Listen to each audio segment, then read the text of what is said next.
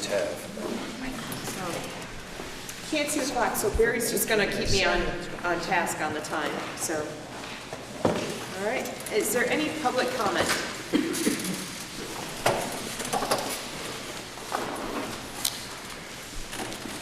All right, we'll move on. Brings us to the consent agenda.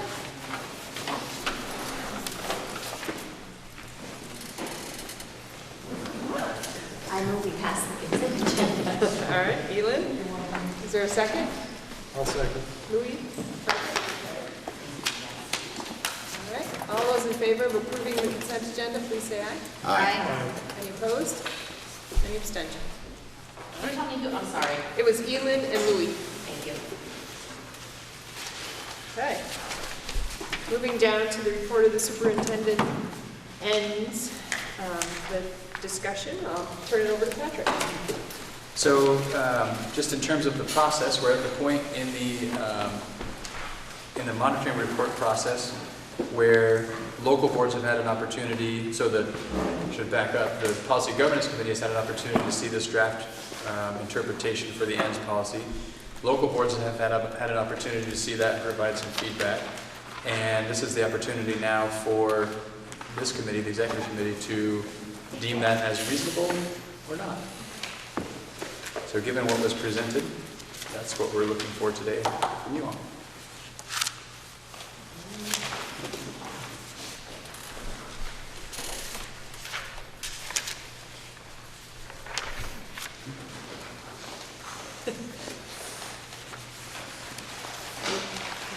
Elin. Are we looking at one specifically before the other? So this is for the ends, just the ends. Okay. Yep.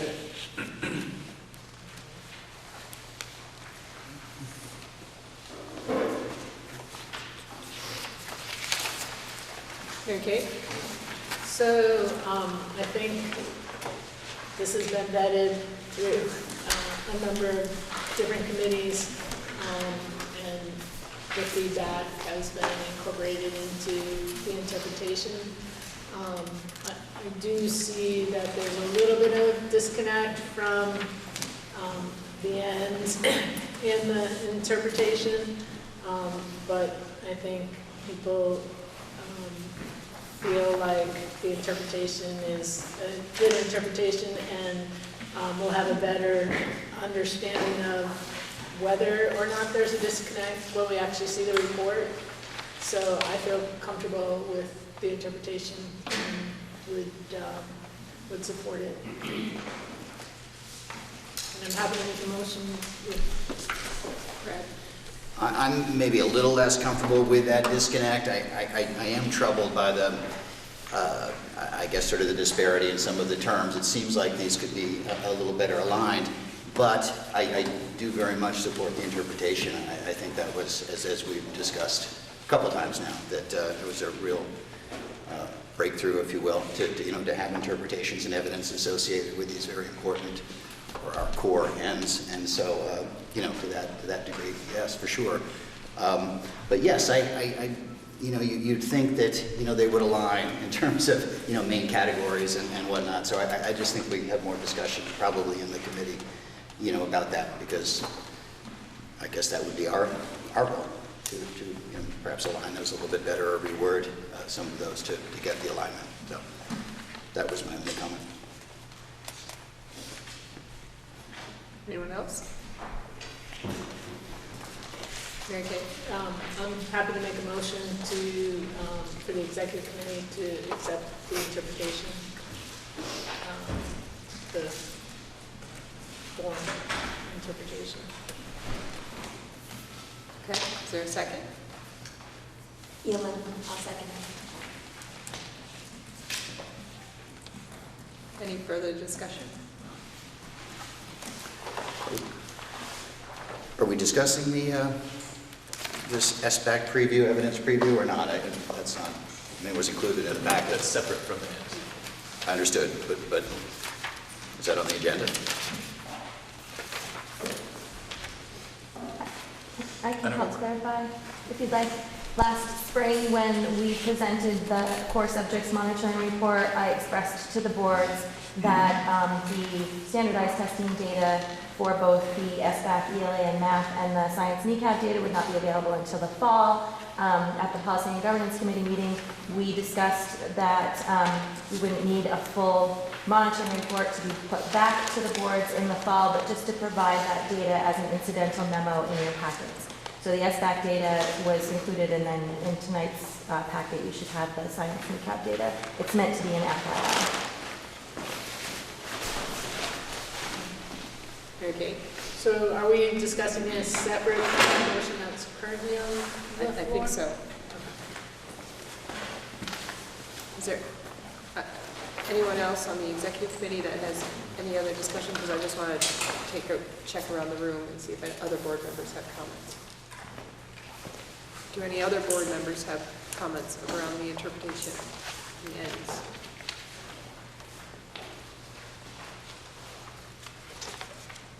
All right.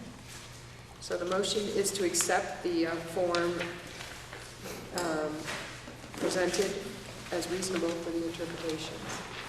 All those in favor, please say aye. Aye. Any opposed? Excellent. All right.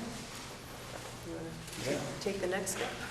So next item are the executive notations. So you had a financial report that was enclosed. We can, if there are any questions from Howard relative to that, he's here.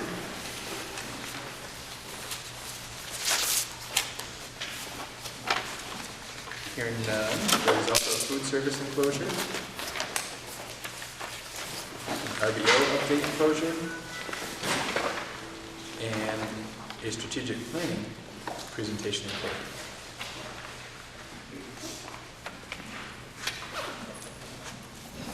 Any questions about any of those? Brad? Food service, Howard, I know I've asked this before, but really, there are no equipment assets of any kind, and also 183,000, 184,000 cash. Is that a lot of cash? It is for now, because we just paid over an assessment. But there aren't any assets in here because they're all owned by the school. Really? Okay. So you're not planning on buying anything with all that cash? Well, hopefully Kathy wants to use any excess. So right now we're carrying about 29,000. So what her hope is to continue with the subsidy at 195,000, even though we're running right now 29 to the good, that she can use that to maybe purchase some assets that are needed in the side of the schools.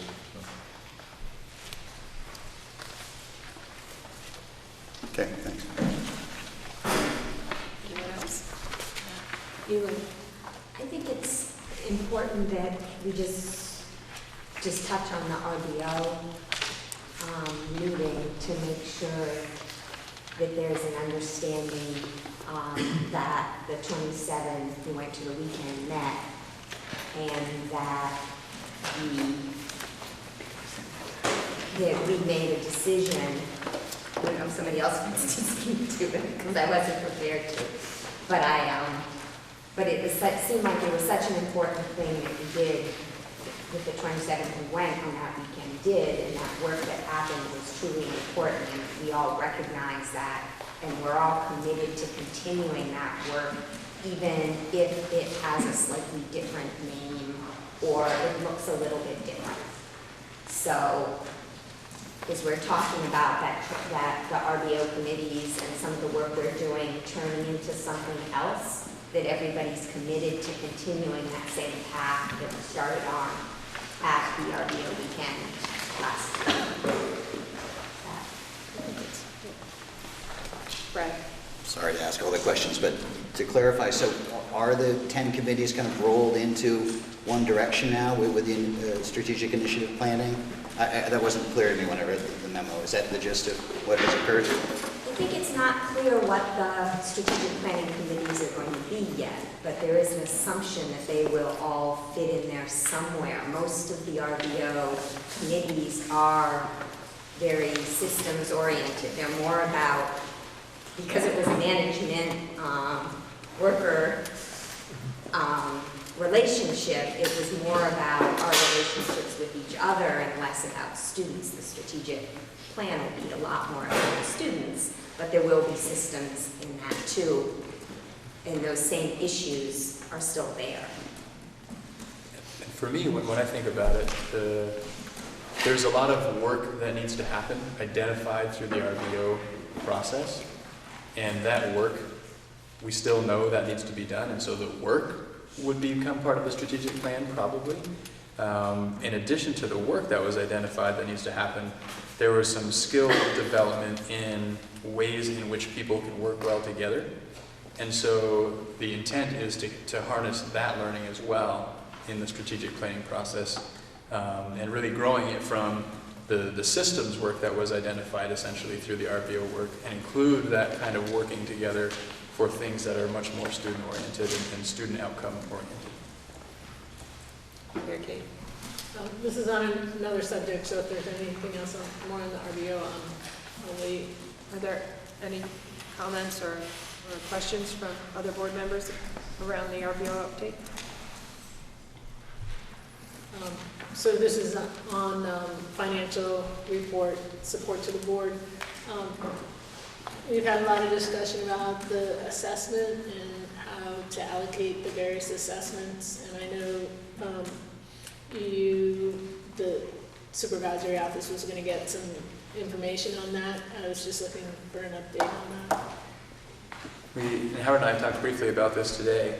I think what needs to happen is so we have to have a discussion about the method on how we allocate, and if we're going to make a change, that'll have to be something that takes place at the board level. And we didn't get into this agenda, so that would be something that I think we need to have on the next agenda to have a discussion. We do have ADM figures now. Those are figures we haven't had in the past, so we haven't been able to use that as a method.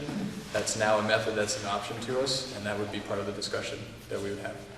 If we could have, as part of the information for that meeting, all the areas in which we allocate back to the schools, that would be helpful. And the information on the current allocation. It's in the wording of the motion from the last meeting. Right. It was very specific, so.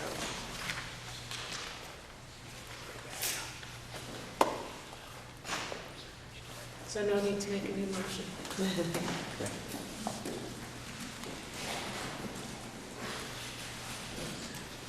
Dawn, Yes. can I ask a question about that? Sure. So is the intent to determine whether ADM or enrollment is more beneficial in terms of assessing to the schools? Is that why we're looking at it? One method versus the other? You can, Mary Kate, you can I go. mean, I would say it isn't necessarily one versus the other. By statute, ADM is the default, and I don't know that we've all voted on allocations for each of these areas.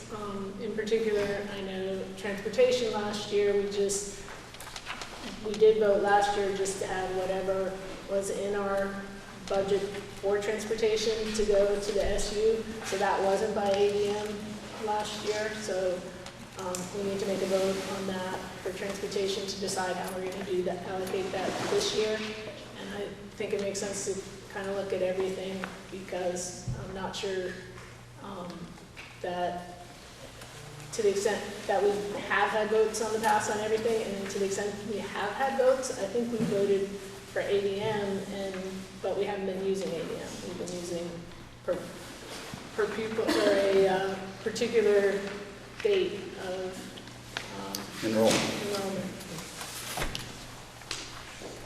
Jen?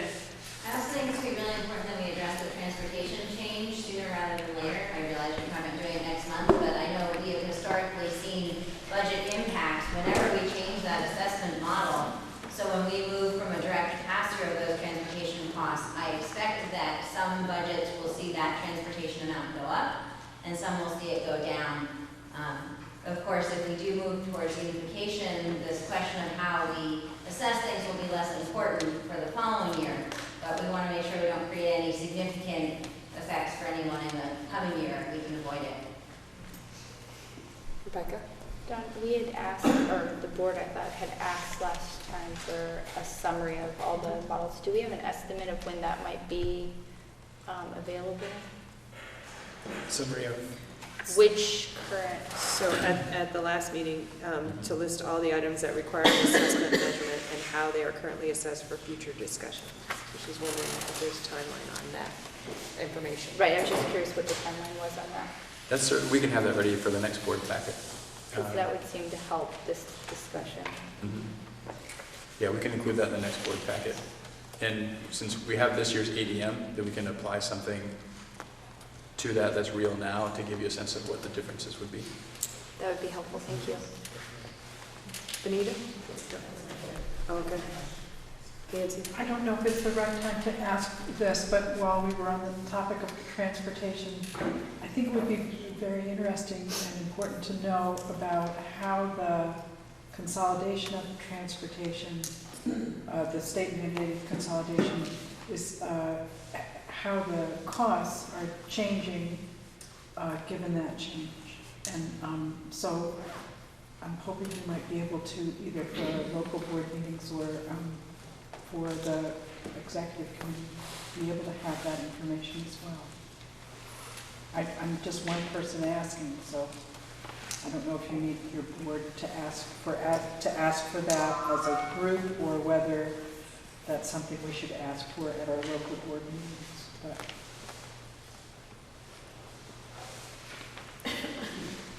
Brad? Can we ask now if the sum of the parts is equal to the whole?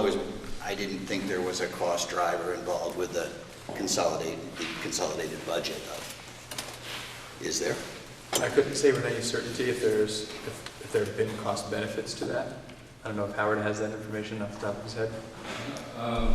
No, we were actually putting the transportation out for bid this week in order to get results on it for around November 14th. So we have no idea. Our contract runs out in June, so I have no idea what the cost could be, but I can anticipate that they're going to increase based on, past models. But you're not going to increase or decrease based on the fact that, it's centrally serviced. Well, we're still going to have the same buses, and we're still going to, so I don't see really in anticipation of anything changing regarding to the services we have to provide with the buses. We do review the routes every year, and last year we actually cut a route out of Bristol, and we considered cutting one out of Beaman, but we couldn't do it. So, we do review those to see, but they're based on where we have to pick up the students. The nature of the schools isn't going to change, so I don't see that really being a change in any regard, so at this point.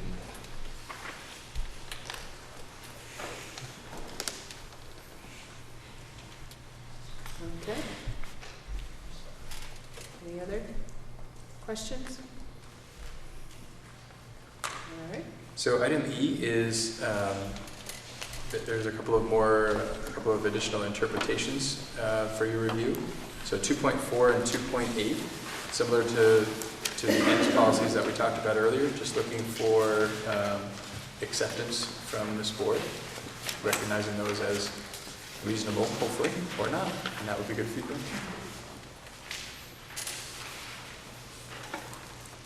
So 2.4 being the financial planning and budgeting, and 2.8 being communication and support to the board. Eli? So I think it was in all of Bristol notes, but for the financial monitoring report, I would really like to see a balance sheet. I think that's something important. I didn't hear what you said. I would like to see a balance sheet as part of the evidence.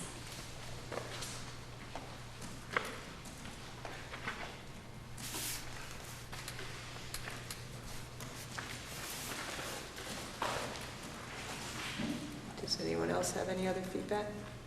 I know, Patrick, do you have any thoughts on feelings?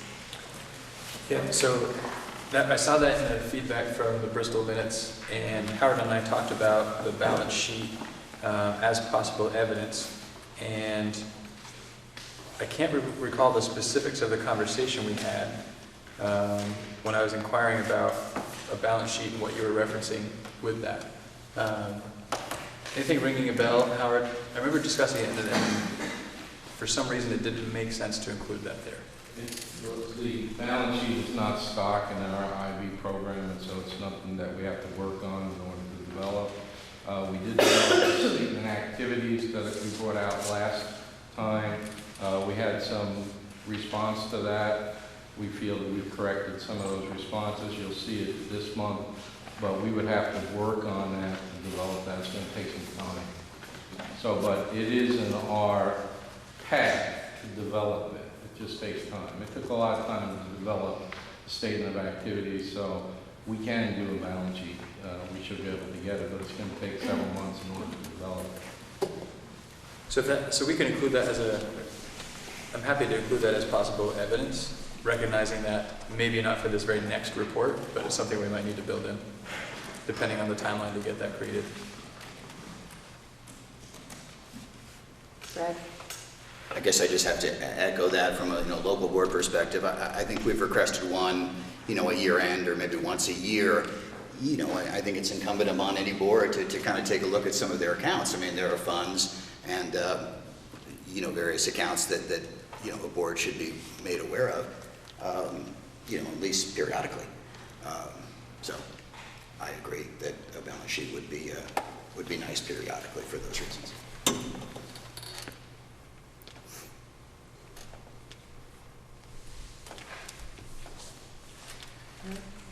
So Patrick's still looking.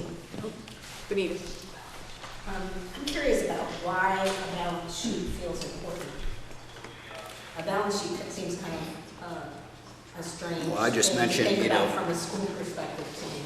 Because if you're looking at assets and are you talking about building, if you put your whole asset base in there, you've got buildings and. I was looking specifically at our some of our maintenance budgets and reserves. Those are actual accounts, that would appear on a balance sheet that don't appear elsewhere. And I guess I've never seen a financial statement before that didn't include a balance sheet. So even for public schools? I haven't, this is the first public school I've been involved in, but nonprofits, Champlain College, other places, you look at the debts and, what's outstanding and it's just all in one place, and it's a different way of looking at what's there. And we're looking at the other accounts, so it seems equally. So are you talking about the same thing that like Brad's talking about, which is the funds, the different reserve funds and that kind of thing? Or are you thinking about the furniture and the buildings and the land and the whole sheet match? I don't expect the furniture, to be tremendously detailed, but that there is some sort of idea of how much there is in computers and, that must all be there for insurance purposes, some sort of amount. And also things like scholarship funds and things like that, just a reminder of everything that's there. Louis? Yeah, last spring as we were planning our summer building projects for Robinson, it was it took a little while to ferret out some of our sinking fund balances. And having that more upfront, as we were saying, I think would help boards in planning repairs, maintenance, knowing exactly what those sinking funds have in them would be great. So I move to accept the 2.8 and 2.4 monitoring report interpretations with the addition of the balance sheets on the 2.4. Dawn, I didn't know we were to 2.8 yet. I had a couple questions about 2.8. I thought we were just looking at 2.4. I just don't want to accept them because you combine them together, right? Yeah. So I amend my motion to just speak to Financial. 2.4. Yeah. So yours is that to add in the changes, your motion is to accept the interpretation with the added changes for 2.4. Correct. Is there a second? Second. Okay. All right. Elin? When we're adding those, are we adding them as future, not necessarily for this next one? Possible evidence. Yeah. I think Possible that because it's impossible evidence, I think that Right. probably is. Any other discussion around 2.4? All those in favor of accepting the interpretation of 2.4 with the addition of the balance sheet as possible evidence, please say aye. Aye. Any opposed? Any abstention? Okay. Now, on to 2.8. If I may say something, apparently some people cannot hear out in the audience as I'm getting some ear signals, so we will try to speak louder, but if you cannot hear us, if you can let us know, that would be great. For 2.8, number 3, it is neglect to submit unbiased decision information required periodically by the board or let the board be unaware of relevant trends. Under the superintendent's interpretation, where they define periodically as upon request by the board, my only concern is that as a board member, I'm not able to always stay as up to date with trends or know when I might need to request a periodic trend update. So if there was some way to know that if, as the superintendent's office became aware of a relevant trend, that we would also still be made aware of it without a specific request to have to be periodically made, for it to be periodic. I just think that that would be more accurate as to what I'm imagining you would be doing anyway. And then under number 4, my only concern, again, under the superintendent's interpretation, right now as I read it, is the definition of media being television, newspaper, print or digital, or radio. That to me does not actually define media as it currently is used in our communities, being that a lot of towns have a front porch forum. I don't know if that really counts as newspaper, as well as Facebook sometimes is used. And if we're looking for significant incidental information, pending lawsuits, material internal and external changes, I think that limiting our definition to media may be a problem, because if we're not looking in the places where most people are currently going to be posting their thoughts or feelings or possible issues, we might miss it. And those were the 2 things I noticed. Any other comments on 2.8?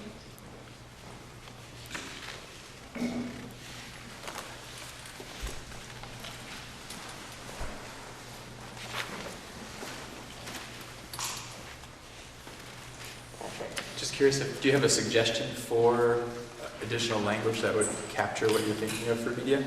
Oh, for media. I think if we just slightly expand it, television, newspaper, radio, or other web-based material or social media sites, and then that can leave it pretty open to what you generally monitor, or that what might become into just your, I wouldn't expect that we'd be following Instagram and Twitter all the time or anything. I think that's maybe not appropriate, but I do know that we have some community Facebook pages that are sometimes fairly active, as well as, like I said, Front Porch Forum sometimes seems to become a debate ground as opposed to just a local posting site, so.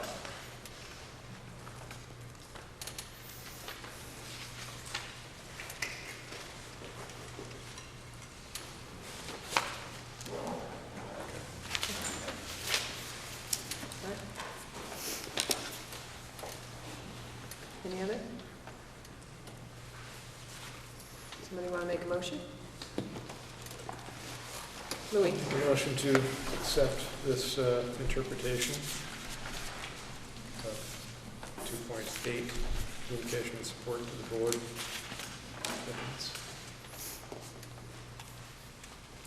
Did you say as is? Evidence. Evidence, okay. I think the issues that you raised are good issues, and I'd like to see those reflected in the interpretation. So I don't know if you would be open to a friendly amendment to accept them with the additional interpretations for 3, It's 3 and 4. 3 and 4. Are you open to that, Louis? Yeah. We accept. Sorry. And I can second that. All right. Was there verbiage, Rebecca, on the first one? Just leave that upon request by the board, just periodically? I actually didn't have a preferred way to say it. I just, I think that we can trust Patrick to be able to come up with something that reflects that. Because I think that would be the intent of what they would actually be doing. Yeah. Because I'll still need to define periodically. I just need to change that definition. So it can't be as simple as striking language from that. But I think I need to include language that speaks to something, so it could be upon request by the board, but also it could be something prompted by myself or someone from the superintendent's office. Yeah.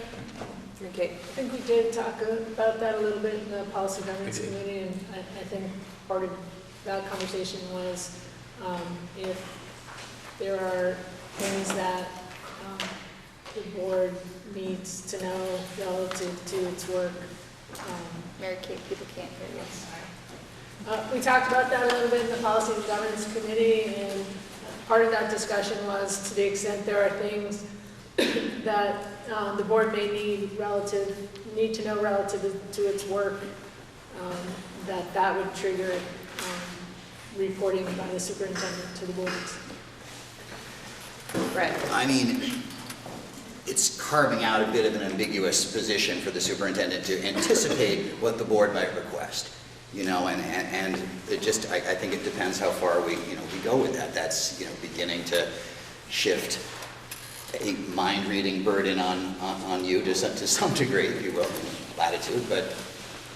Even.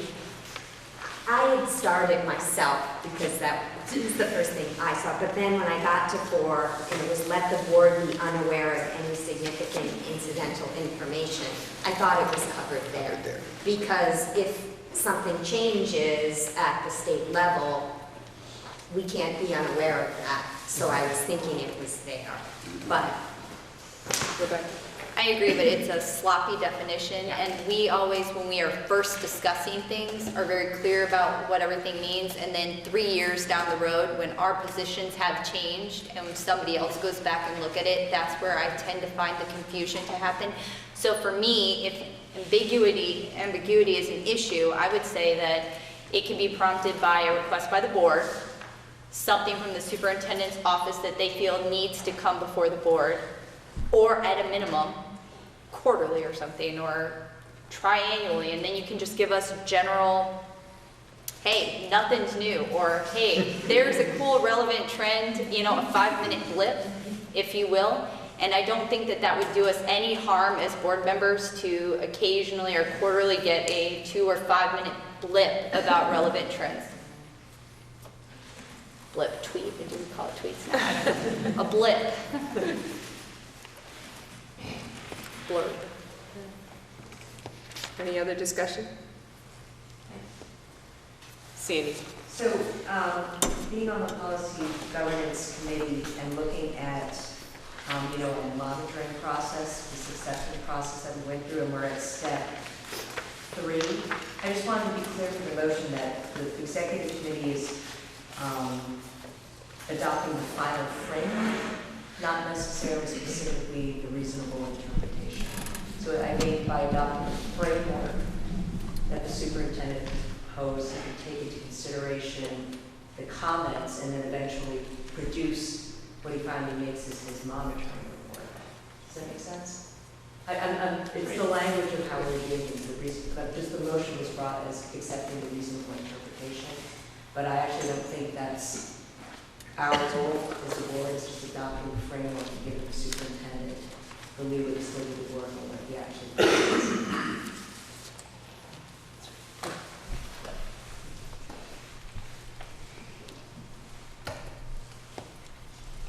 So I'm just wondering, just because we're sort of involved, whether it makes sense to someone on the executive committee to amend the motion to reflect the actual process that we adopted.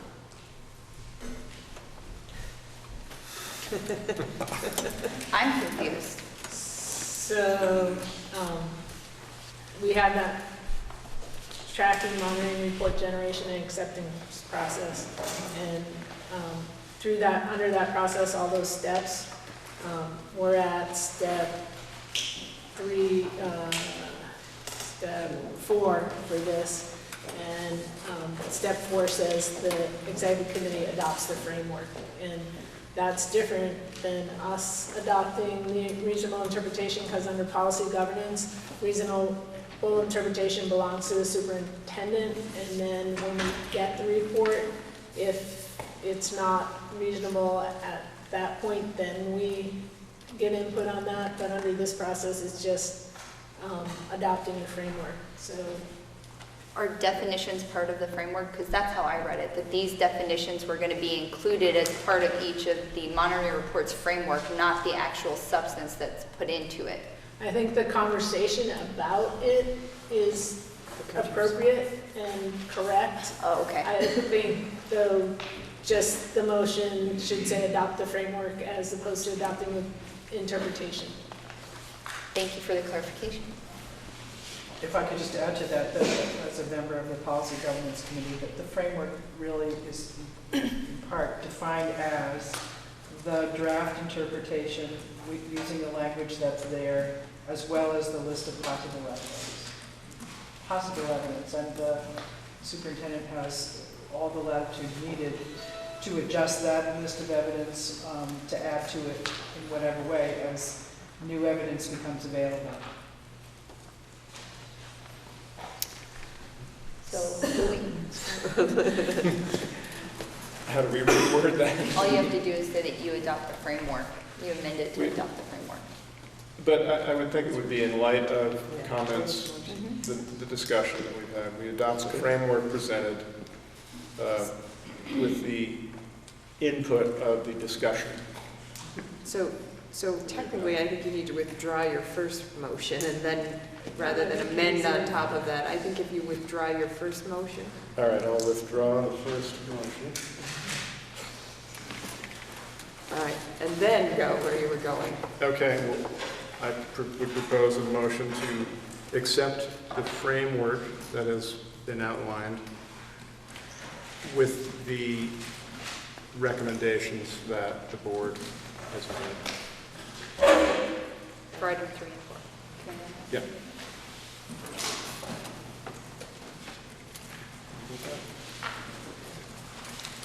I second that. All right, thank you. I was writing it down so I could read it back correctly. All right, any further discussion on this motion? All right, all those in favor of accepting the framework outlined with the board's recommendation for 2.8, 3 and 4, please say aye. Aye. Any opposed? Any abstentions? All right. Great, thank you. So, Yes. when we did it for ends, we did not use the framework language. Is there a way to, in terms of point of order, to correct that at this point after we voted on it? Well, technically, because we took action on it, that's over with. If you wanted to take some other action, that would sort of be the new action, I think is what you'd have to do. So I'd like to bring a motion, Don, if you could just use the same language as before, except substitute framework, and if you could, wouldn't mind reading it. For the ends, are you talking? 2.4. 2.4. All right, so Mary Kate, you're making a motion to accept the framework outlined with the board recommendations for 2.4. Right, but there was a change, there was some input, is that? Board recommendations. Oh, board recommendation, yes. So, all right, so Mary Kate's doing that for 2.4. Is there a second on that one? Eli, Eli, second. do you still have to discuss it? No? Good answer. All those in favor, please say aye. Aye. All right. Thank you, Sandy, for clarifying that for us. All right. Back back to you. All right. So earlier today, you received sort of a summary of the comments from last night's community forum on the central office purchase services budget. And I have copies of some things coming around, and we're going to present essentially the same presentation we gave last night to the community for feedback from you as an executive committee. So the first item coming around is a revenue sheet, and the second one is the detailed budget. All those fun line items, and we can send some of these around Feedback. the visitors.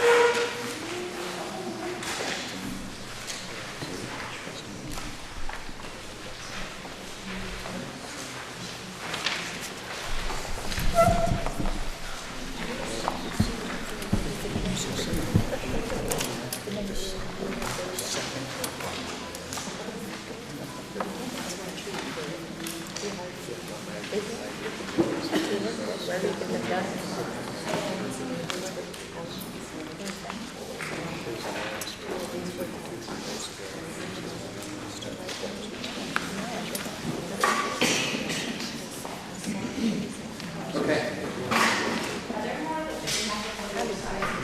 More of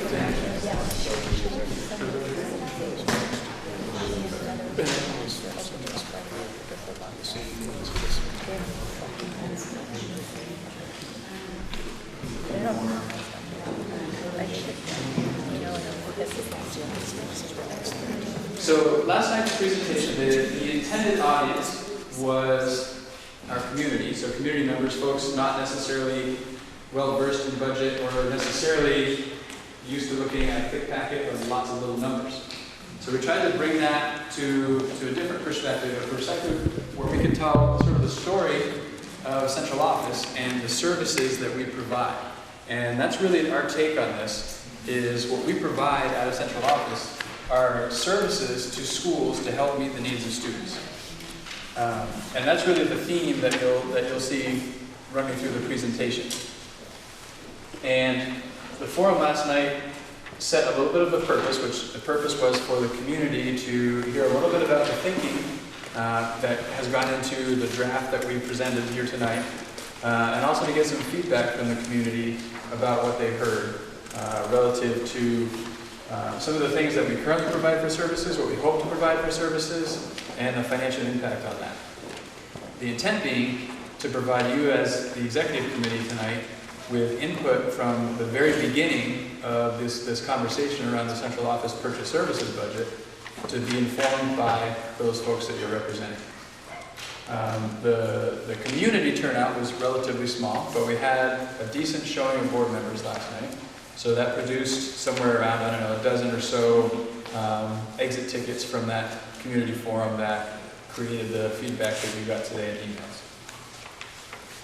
And so the process was essentially this presentation with a Q&A that followed, and the context that I just set for you as to us and our attempt to tell the story about the central office purchase services. So there are some things that we have a bit more control over as we build budgets, and this doesn't pertain just to the central office purchase services budget. These are also true as local schools are building budgets as well. So one of the items on here is talking about budget targets. Well, some of the drivers that help produce those budgets are the same for local schools here as they are for ANDSU central office. So some of the things we have a little more control over are staffing levels, supplies, and equipment. Where we have a bit less control are in what the salaries end up being. That's negotiated along with benefits. Revenue is something that we don't have as much control over. Student need is pretty unpredictable. We have students moving in on a regular basis that we didn't anticipate. Some of those students move in with pretty significant needs, and we need to be able to meet those needs. And students that moved in last week, we didn't know were coming when we built this budget last November. So that can be tricky sometimes when we're trying to build budgets. And I think you're going to see some figures later on that represent the anticipated change in student need, which reflect an increased need in spending. So transportation costs are another thing that are a little unknown. As Howard mentioned before, those are going out to bid right now. We make some predictions. We've had to make some predictions on all of these things, but they're simply that, predictions. And it's early in the game, which I think is great in terms of beginning a conversation. Certainly better to begin conversations early in the game than late in the game. The challenge with beginning early in the game is those figures are even less secure, right? And we continually get figures more and more secure as this progresses. And then fuel and electricity rates are sometimes hard to predict as well. I could add weather here. Those of you that live up in the high country, maybe you got a little taste of the unpredictable nature of weather, maybe Sunday morning when you woke up. I know my kids appreciated the time on the snowmobiles, but I wasn't anticipating that. So that just kind of gives you a sense of where we have some control and where we don't have as much control. So Katrina's going to talk a little bit about some of the highlights of services we offer through the teaching and learning support services. And then we'll keep transitioning through. Steve's actually chatting with me. Sorry, this. I'm so excited. Okay, so let's talk about teaching and learning for a second. So I get to oversee basically 4 departments that are mentioned in your budget packet. The first one being direct instruction, the second one being curriculum, the third one being professional development, and the fourth being new to me, administrative technology. So some of the major drivers that are embedded in those 4 departments are related to mostly personnel costs. So the purchase services that we have that are in personnel mostly are really highlighted in these 4 positions at the top. So the first one is that we do employ a half-time English language learner teacher who works with students who are eligible for services because English isn't their first language. So that teacher actually goes to where the need is. So she goes into the schools to do that work and to provide direct service.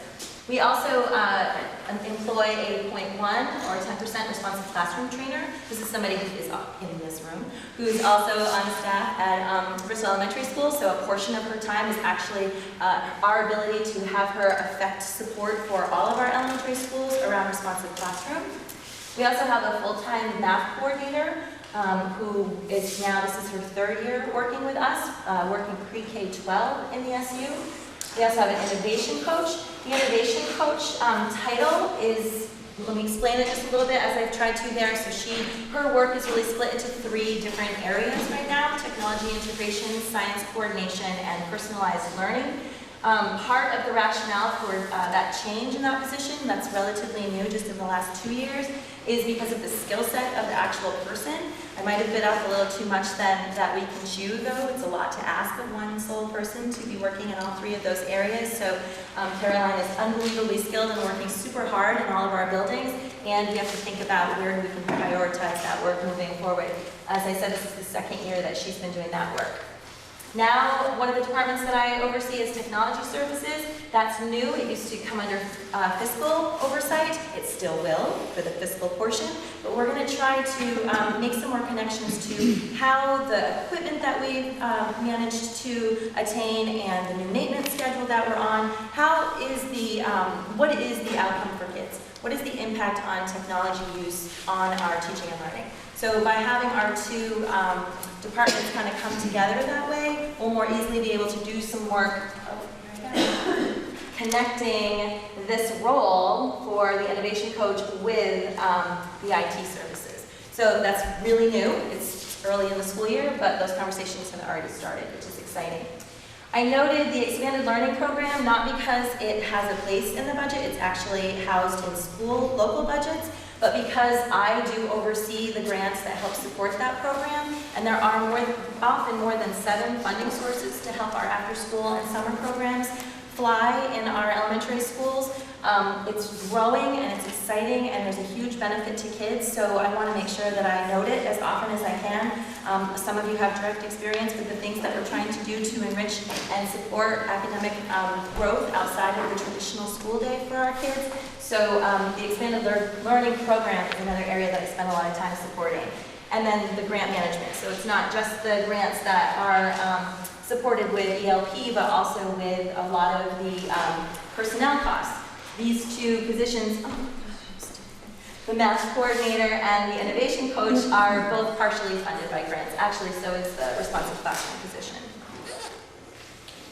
So drilling down a little bit more, I wanted to remind all of you of this visual. This was something that we created over 2 years ago to sort of help put into context the different, not only acronyms that I know you all hear over and over, and it's hard to remember what fits where, but also in what our focus is. So in a real quick nutshell, some of you remember this presentation a couple of times, we've got our student right in the middle, student, right here, and he's surrounded by his personalized learning environment. Whatever that looks like right now. Right now that looks differently across our schools, but it's definitely what we're trying to do. What are his interests? What motivates him? How is he engaged? Surrounding this personalized learning environment is his proficiency-based learning system, which is made up of standards, so math standards around Common Core, ELA standards, next generation science standards are just some. We have our art and music standards as well. That list goes on. And then also competencies, or what the state's referring to as transferable skills. So how is Stu as a collaborator, as a communicator? Where is he on his continuum of understanding self-awareness and personal development? Those are just some examples of what makes up his actual curriculum or his learning environment. Surrounding Stu and all of his classmates is his multi-tiered system of support. So when accessing standards and accessing competencies doesn't come naturally as easy to Stu in a general learning environment, what are some of the interventions and additional supports that our system has put into place that Stu can access to help him better attain those standards and those competencies? And then, as you know, as board members, you and the community identified ends that help guide us moving forward. We did that work almost 9 years ago now, and I was a community member at that time and remember sitting in the gym over at Moncton Central School really talking about what we really value. So that still stays as our guiding light, and as you know, working on that document to try to make a stronger interpretation to provide you better evidence in the future about how we're meeting those ends is definitely the work that's right here for me right now. And all of us. So what desired improvement do I have? This shouldn't come as a huge surprise to really anybody in the room. We really are in need of some support around literacy coordinating. It was a position that I was trying to build into the budget a couple of years ago that I'm bringing back again and have found some grant funding so that I can at least cover most of, well, really it's going to cover all of it, but I had to shift some things around, which I'll show you in a second.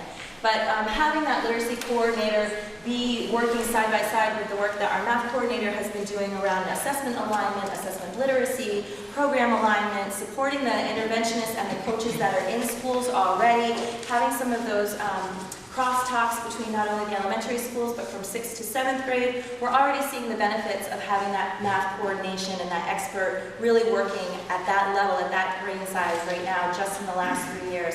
Really want to get the literacy programs a little bit caught up. So here are my general budget numbers for these 4 departments. So as I said, instruction, curriculum, professional development, and technology. This is where it gets a little I gotta be careful of my micro macro, and you're gonna watch the time on me, right? Well, and just mention that they're not going to see the instruction line item. The way we group these doesn't necessarily. Well, instruction, you should. It's the very first one. It's called direct instruction. That's the first subject. Curriculum development is later in your packet. Professional development is called something different. That's actually called instructional staff training, and there's a couple of different sections. I combined those. Support staff and professional staff. And then technology is administrative technology. So what's confusing about the instruction department is that Again, these are all purchase services, so what makes up this number is not only the .5 ELL teacher that I told you about, who is really an SU position that works in wherever she needs to work with the students in our schools, but it's also kind of a flow-through place for any of our special education assistants who use any of their time not in special education. Part of their FTE is in there. So if I'm a special education assistant and I'm working in a building and the student that I work with is somewhere where they don't need my support, or I'm providing a lunch and recess duty to the general population, that time of mine cannot be reimbursable from special education. I still want to get paid, obviously. We don't want to make two separate contracts for this person to, identify an hour a day here or an hour a day there. So it flows through this part of the budget. So even just this week, or last week, we scrubbed those numbers more tightly than before. We saw that some people were being coded too much to this general education flow through. So that's why you're seeing a reduction here. It's not that we reduced anybody, we were just wrongly coding people's, we were figuring out that 85% of my time can't possibly be to provide lunch and recess duties, so where am I really working? So we did a big cross-check between timesheets and special education and this budget, and that's why the reduction, not because we've reduced any positions in any way. The instruction category, if you're looking at your packet, or when you do, also houses the reserve for negotiations. So that actually is the placeholder for any, whatever the board or the business office decides and the superintendent decides what we should be ballparking for a potential change in contracts. And that's for anybody who's not in 1200s, which are the special education folks. All right, curriculum's a little bit easier, but a bigger number to swallow. So this is where I would be housing 3.0 FTEs, so 3 positions would be recognized here. This number only recognized 2 positions with this grant funding offsetting it, but it didn't actually capture the increases to their contracts because that was in the reserve to negotiation line. So now those positions got their salary increases and got put over here. Also, one of those positions took a different health benefit, which actually chalked that number up quite a bit more as well. So that's really reflective of 3 FTEs, which includes everything that comes with that, including their tuition, reimbursement, all those kinds of benefits. And this is the amount of money that I can confidently say I can secure to help offset those positions. So really, this is reflective of a 1.6 FTE once you subtract it out. Professional development is really just what it is. We use that money to bring in experts, to have consultants, to send people to different trainings. That's used, we try really hard as an admin team to try to use that money really, really thoughtfully to make sure that however we're using it, it's getting a big bang for its buck across the SU. So we're hesitant to use that for one individual in one building, but instead, can we send a team to that, bring it back? We use that for teachers training as well as for our own leadership training. And that's the IT budget. Again, the IT budget has salaries. There was a decrease. There were 5 people in that department. There are now 4. And it also recognizes equipment for the different schools. Again, we're so far out that there's a little bit of kind of guessing. It's getting a little bit better, I think, for the IT department because they're now going to be able to start getting on a maintenance schedule. That makes more sense. We know you have this many devices. We know how old they are. We're reflecting in the budget a replacement cycle now, which is helpful. All right. And this is just a visual representation of the same information. Next. The pointer's fun. I have 5 minutes. Sorry. So the arm that I oversee is the Student Support Services Department. And I'm primarily going to talk about the biggest piece of that, which is delivering of specially designed instruction, special education. And what you'll see in the information that I'm providing is a large portion encompasses, and if you were at this board meeting last year, you saw how much the SU budget was impacted when special education was completely slid over into our SU budget, because it primarily, as with Katrina's budget, encompasses salaries and benefits. So we have our direct services, so that's people on the ground. That's your special educators in the buildings, your para-educators, your speech and language pathologists, your contracted service providers like OT, PT, service for the deaf and hard of hearing, our transportation for students that need specialized transportation. So that's what that encompasses. Our evaluation team was something we added a couple of years ago when we started looking at how much of our special educator time was consumed with paperwork items. We figure there's hundreds and hundreds of hours that our staff that are on the ground aren't having to engage in so they can spend more time with kids by having this SU evaluation team. I did it wrong. Here. They also provide leadership and training across the schools as well, which was helpful for me when I assumed the role as the sole special education director. We also, in our student support services, offer our early intervening and prevention services. That was another component that we added in last year or 2 years ago because we have a growing number of students that are at risk for becoming eligible for special education, so it's better if we get in there early. We have a growing number of students with social and emotional issues as well, so we have supports in place for that population. Special education coordination, that's my office who oversees a variety of things, which I'll share in just a minute. Right there. So grant management, we have a federal grant that that offsets a lot of our costs. We have, because we're very regulated, we have a lot of financial management and reporting to share. All of the supplies that schools need to provide specially designed instruction come out of our office, and they have to request them through us, and then we send them out. And then we have compliance monitoring and reporting. The desired improvements that I have for this department have nothing to do with hiring more people. They have everything to do with, are we providing more access for students to have, this is a broken record for folks that work on our team, more access to evidence-based intervention. So as we've consolidated, we've really been looking at schools and do we have consistent, equitable services and supports across all of our buildings? Are students increasing their access to core, high-quality first instruction? And do we have systems in our building? And this is the big one. Do we have systems in our building that can be flexible and responsive to the changing needs of our students? Because we are definitely seeing a changing population. And then for our staff, because of those changes in student needs, they need more access to specialized training. So we've, under consolidation, have a regular training schedule for all of our staff. My budget is slightly more complicated than Katrina's, but same format. We have all 3 years.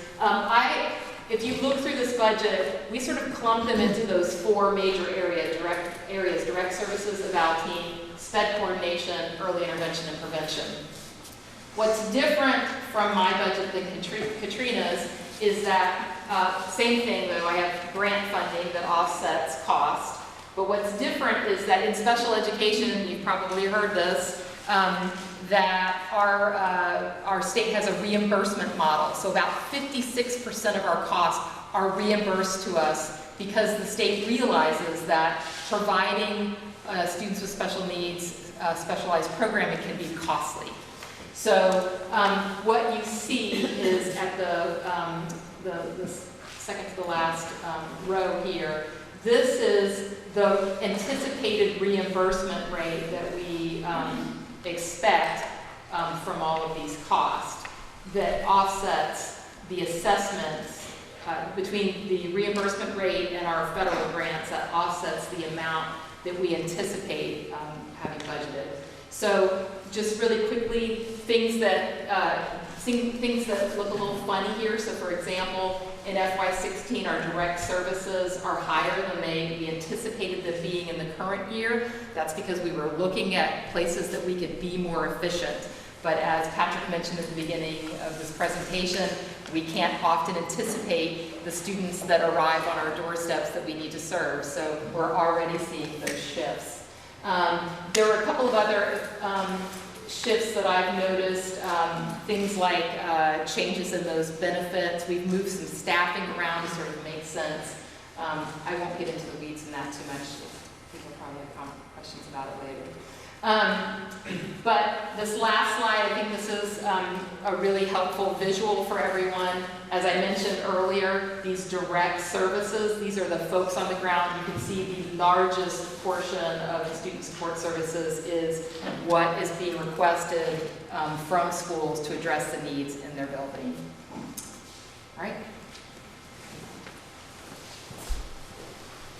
All right, sort of the last portion that we've grouped together are the leadership and business support services that we offer at a central office. I won't go into each of those. They're all relatively straightforward. But that's sort of a list of some of the things that we currently offer through leadership and business support services.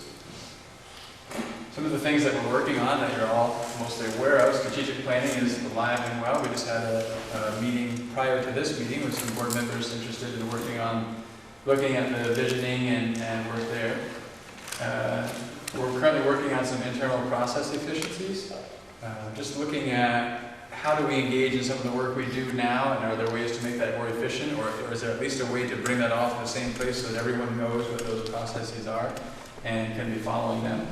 We're continuing work on clarity of roles and responsibilities, and trying to take that bigger picture look at capital improvement planning and the needs of our facilities across the SU.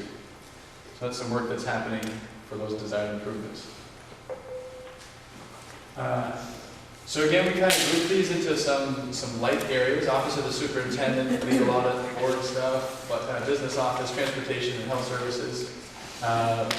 The greatest change that you're going to see here is in the business office. That has to do with some shifting in staffing, as well as some negotiated contracts from past year. So that's just reflecting the projections moving forward.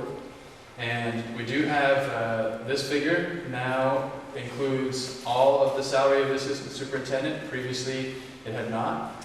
Along with including the full salary here, we get some grant funds that come into that business office, or to that office that we haven't previously had. So that's offset a bit. So here you can see the total shift for the rest of the chunks of the budget that Katrina and Susan did speak of, increasing by about $56,000. So that's the short version.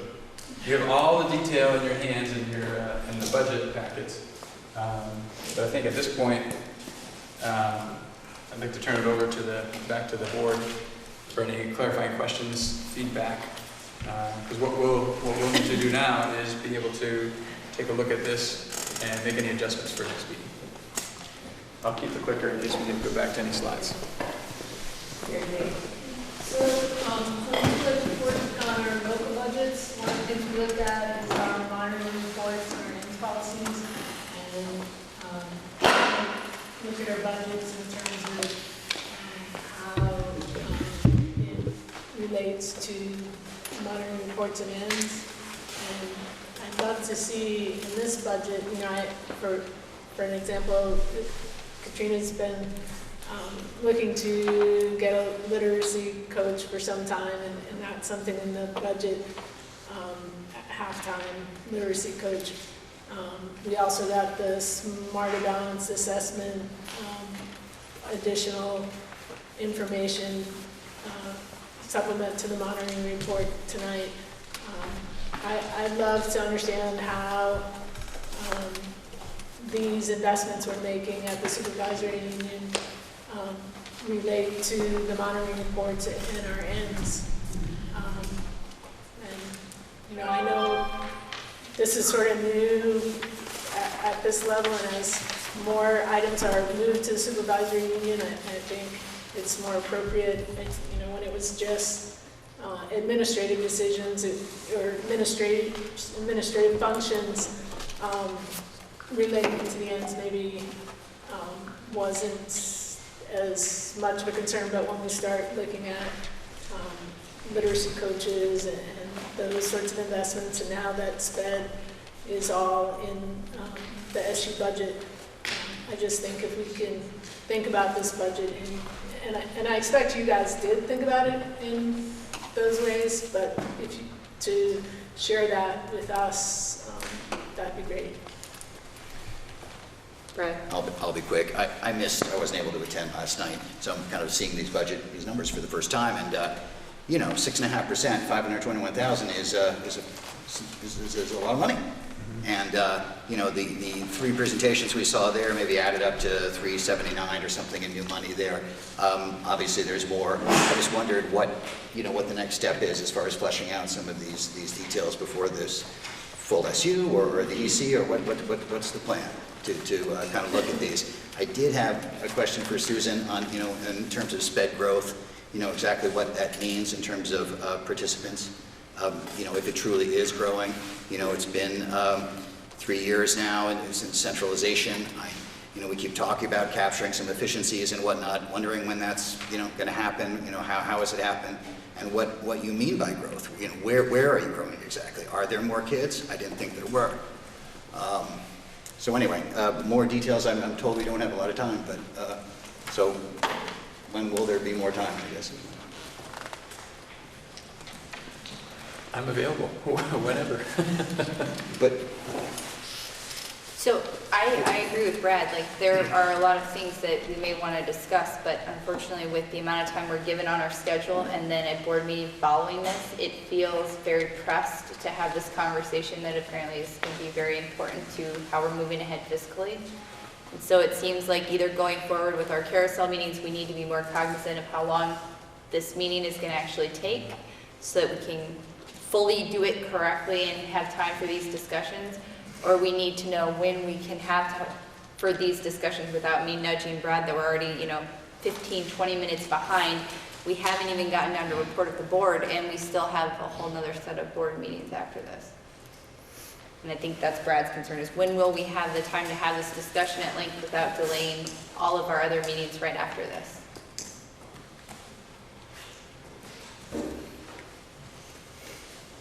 I don't know if you're looking for an answer from me on that, or who holds the answer to that? I mean, so the intent was not for this to be adopted tonight, so there's certainly, it would be on the agenda for the next month's meeting as well. So there certainly could be time allocated there for the conversation.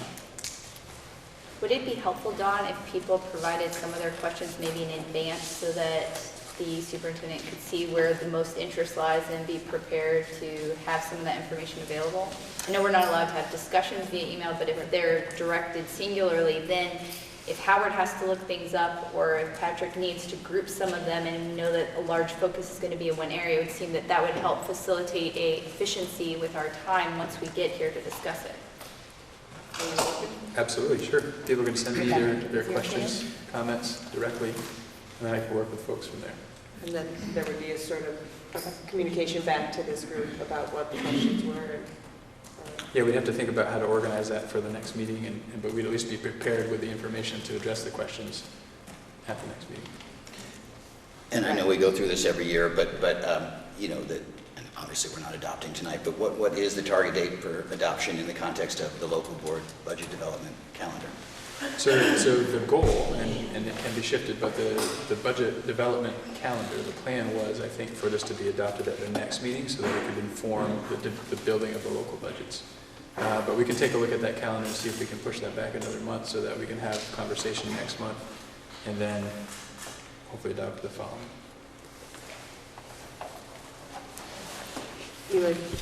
So, I really hesitate to say this, but if it's important to pass it at the next month, and we don't feel that there's enough time to discuss it now, does that mean that this is a month when we need to have 2 meetings? Which is something that we used to do, right? That this used to be a board that met twice a month, right? The executive committee did meet for maybe 2 years, twice a month.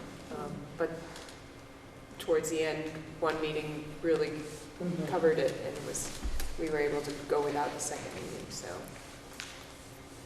we seem to be in a flux of trying to figure out a system that's going to work for us, and working and then fitting in our system that we pick, kind of thing. So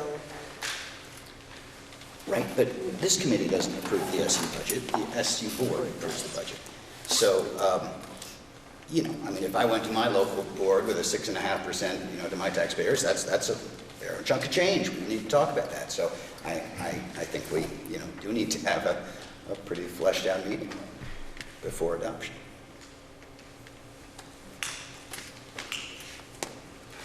So, is, Nancy?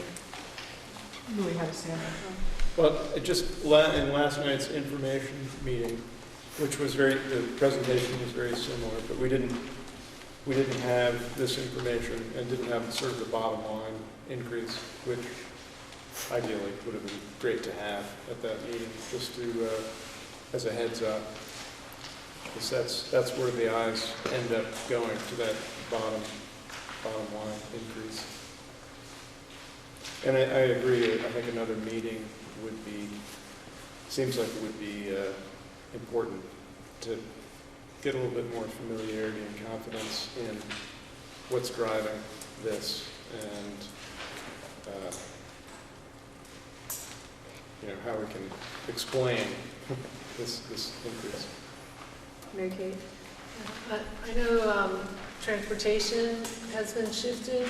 Is this 6.5%, does that include the shift of transportation? Because we kind of scrambled at the end of last year to have transportation be part of the SU, so that may be part of it, but do you know the answer to that? Transportation is in here.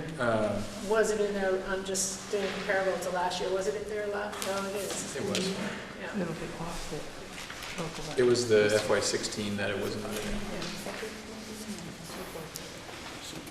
And we can talk through how that number, that change, that 521 comes to be, but that's not something that can happen quickly. Rebecca? So we would need a SU board meeting, an extra SU board meeting? And is there actual calendar availability to squeeze that in before the next scheduled carousel meeting? That's what I was just thinking, like, was going in through my head, if the SU board could meet. It could be a longer discussion, if there's, but that's how involved your schedule is at this point. We could do a doodle poll and see if we can find a date between now and the next meeting. I think that would be very helpful.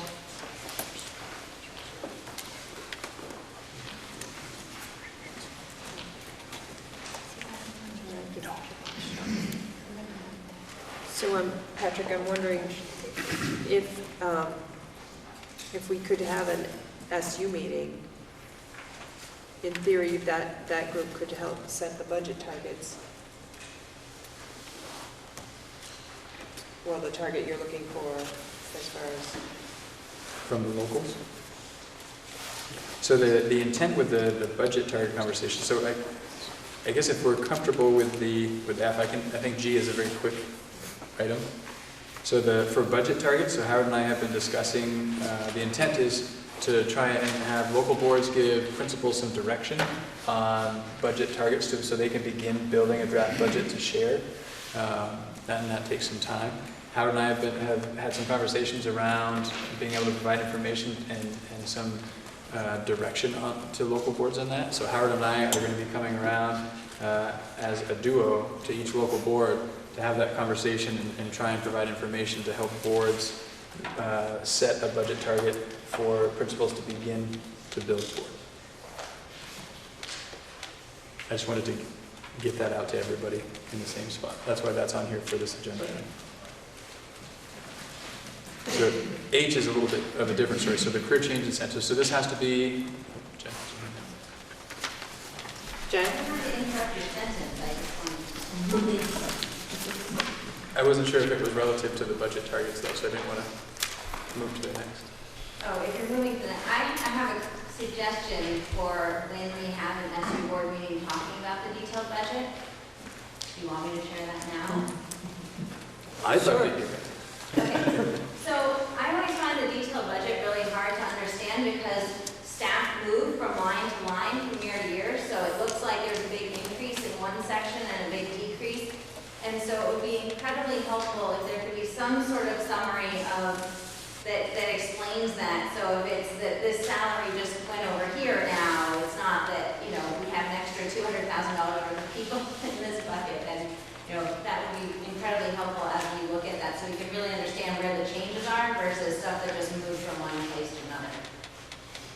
Mary Kate? One other piece, I'm not sure what we had for surplus last year. I think it was fairly significant. And is there for surplus that we're looking at this year? Because that can really impact how much we have to raise. So those numbers, the surplus numbers would be helpful to have. Yeah. Check your revenue sheet. Nancy Scott. I'm just trying to clarify, I think you're saying that you're going to try to be scheduling a supervisory union meeting where we'll be focusing primarily on the FY18 SU budget. Is that correct? You're going to be trying to do that pretty soon? I believe so. Okay. All right. Benita? One thing that the special ed situation, last year we talked about the fact that this was a transitional year. And as I recall, last year's budget went up fairly substantially as well. And now it's going up again this year. We still haven't figured out, from my knowledge, how to monitor the results of our special ed money, which is a big chunk. And I just have concerns around that. I feel like I really was hopeful that this year we would actually start to see a change in the other direction for special ed. So I'm concerned about that. That continues to be a concern of mine over the years. So I'm worried about that. All right. So we're career change incentives. Yes. So this does have a deadline. So November 1 is when we have to have made a decision as to whether or not we're going to be offering the career change incentive. And so this does apply to all boards. And so it's a challenging thing in terms of being able to make a recommendation. It's an awful hard thing to predict which way it's going to go. Howard and Bobby Joe and I have spent a lot of time looking at some numbers. Based on the folks that are eligible for retirement this year, it appears as though it is much more likely than not that we would realize savings if we offered the career change incentive this year, based on past practices and who we've hired, in terms of what both salary savings would be, and also looking at currently what insurance level people have and what we would project new hires would have based on what new hires have taken for insurance in the past.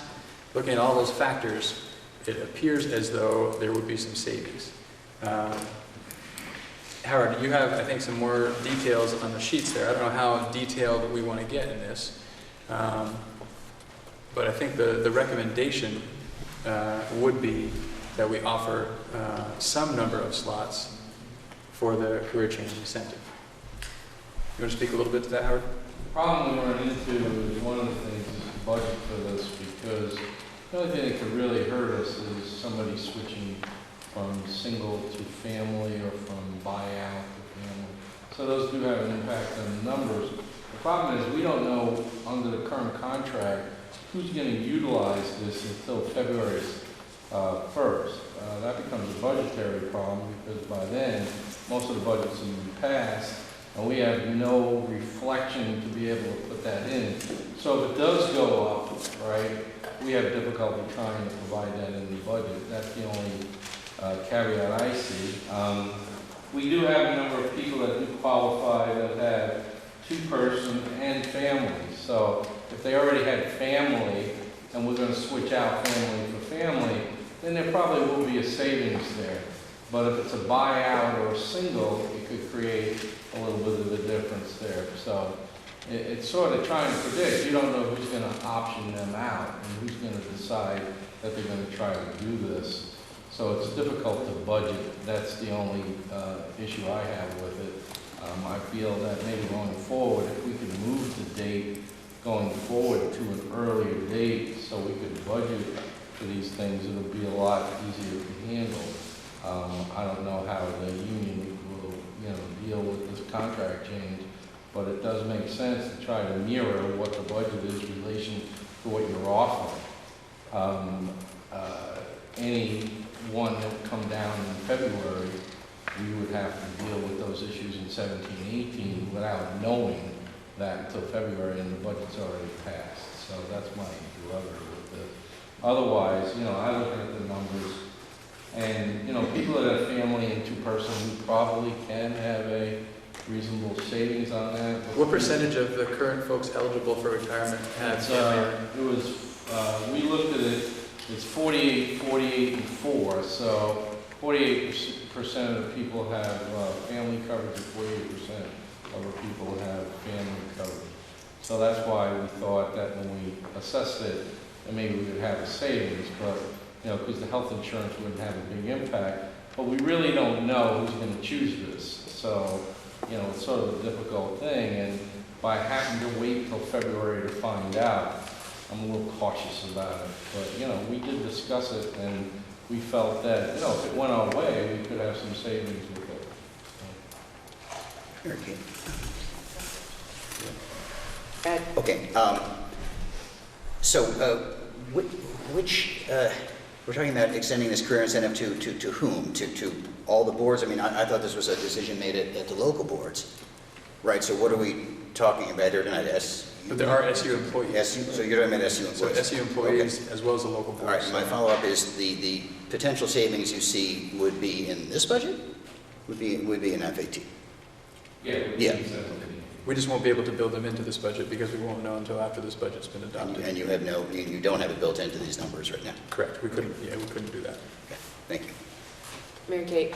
So one of the issues that we've run across in the past is under the contract, there's an option to just take it all in 1 year or to take it over 3 years. And if we offered it, the people who wanted to choose that, if they choose it all in 1 year, it can really hurt you for that 1 year. And there may be savings down the line, but when we're looking at a 6.5% budget increase without that, if you've got people exercising that and choosing to take it in 1 year, we're looking at substantially more. Yeah, just to clarify that though, the only option that is out there for the all in 1 year is for airtime.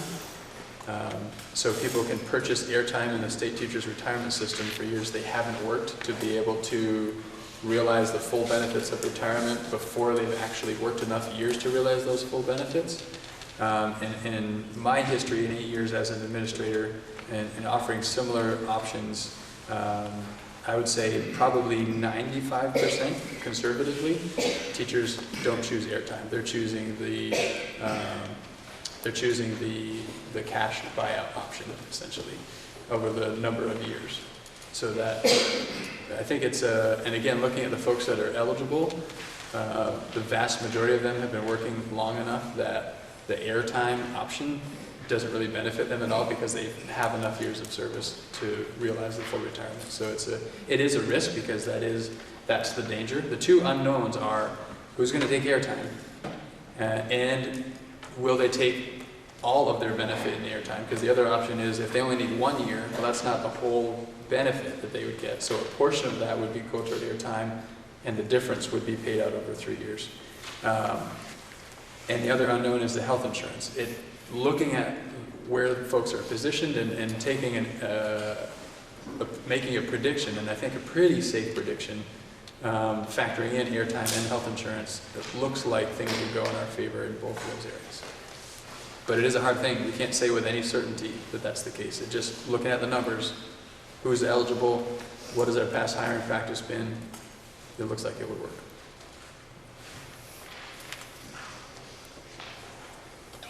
Kristen? Howard, what date would you need to have people's decisions about career change incentives for it to be allowed to be able to be in the budget? Well, we started developing the budget the first week of October, really first of October this year. So I mean, it would be helpful to know that at that point, so we go forward. Because we'd have to build it in all the budgets because, you know, our area now covers a number of employees.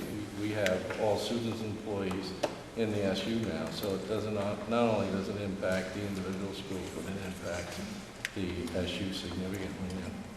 Thank you. Benita? You know, I have a particular issue with this, and the whole time I've been on the board. First of all, I think the career change incentive and retirement is two different things. The whole idea of a career change incentive is to ease a teacher out of the school when you're ready to have them go, without having to go through the work and the efforts of actually being able to fire them. Sorry, that's, I think, what I understand.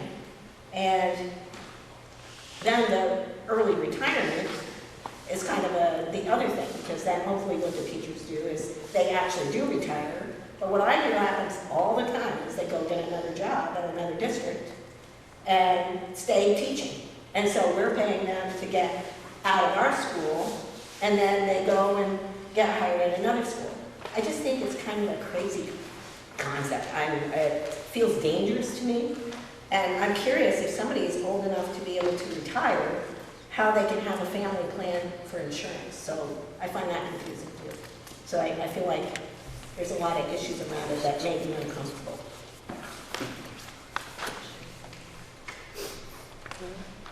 We're back to, we need to either take some action or move on. I move we table this until we hear from the local boards. Just so we know though, there's a November 1 deadline in the contract. So you have to make the decision to offer and to identify how many slots will be offered by November 1st. Isn't that the slots outlined in the contract language? Don't believe so. I'd have to look at the contract language to be sure. But I think you get to decide how many slots. Okay.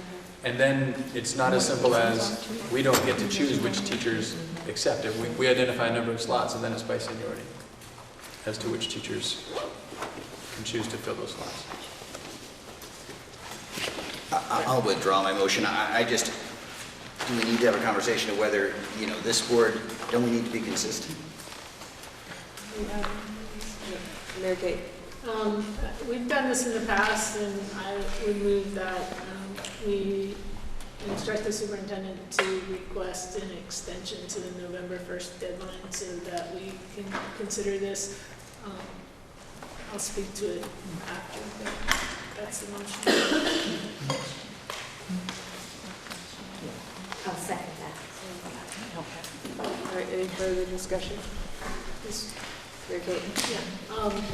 I think in part, we're grappling with, the prior superintendent gave us very different information on this, and so we're hearing a very different message now, and so I know in part because of that, I want to try to understand this better, and given the time constraints we have tonight, that's why I made the motion to request that it be moved. Louis? I would just like to propose that in the future, the superintendent make a recommendation on this, just because I remember last year it seemed like perhaps to me, spending a lot of time on this sort of crapshoot gamble, and it seems maybe not the best use of our time. I would also ask that if we get a recommendation, it be a time before where we're going to have to vote on it, so that we actually have time to think about it, and if we have additional questions or something, have a discussion, and then come back and vote the next time.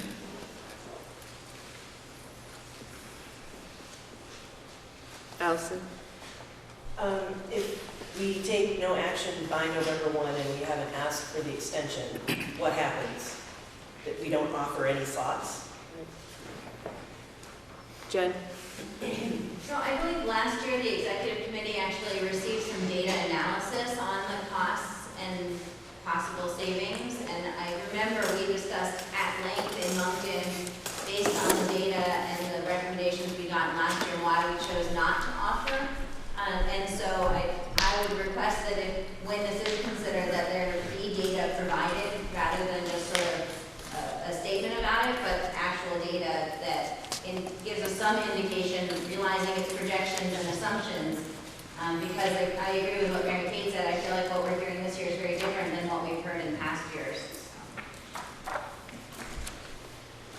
Benita? Is it possible that if the November 1 deadline is an issue, if after the local boards meet tonight, there would be a feeling that you guys could go by and you could meet afterwards, after they're all done? We have a motion on the table. Yeah, I think we have that motion to go. Just a suggestion. All right, any other discussion? All right, all those in favor of requesting that the superintendent request an extension on the November 1 deadline regarding career change incentive, please say aye. Aye. Any opposed? Any abstention? All right.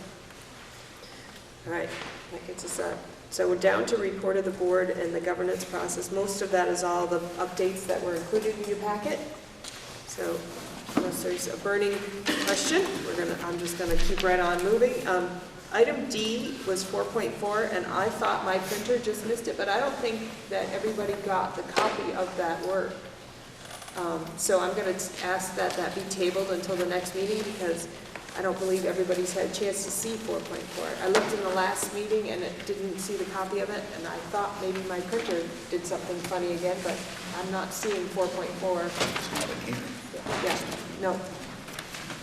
So without that information, I don't feel like we can have a discussion. So that'll have to be tabled to the next meeting. We do need 5 minutes in executive session. 5.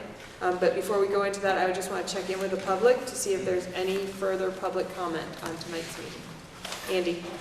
Yeah, an issue that, well, I think it's been an issue for me, but the budget thing is going to make it more of an issue, are the groups that are of interest to the 5 towns, i.e. the executive committee, the ANESU board, and the Mount Aid board.